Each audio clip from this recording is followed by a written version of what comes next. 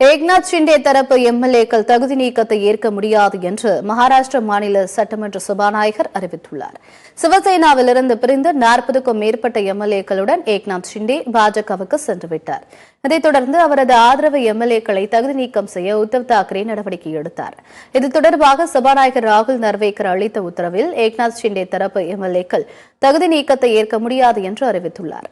சட்டமன்ற கட்சித் தலைவர் பதவியிலிருந்து ஏக்நாத் ஷிண்டேவை நீக்க உத்தவ் தாக்கரேவுக்கு அதிகாரம் இல்லை என்றும் அவர் தெரிவித்துள்ளார்.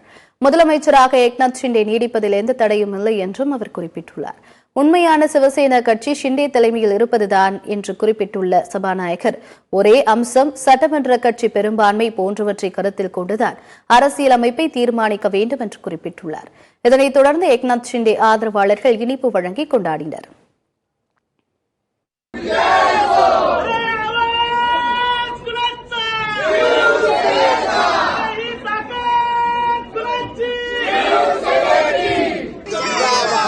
मुख्यमंत्री सन्मान एकनाथ शिंदे साहेबांचा,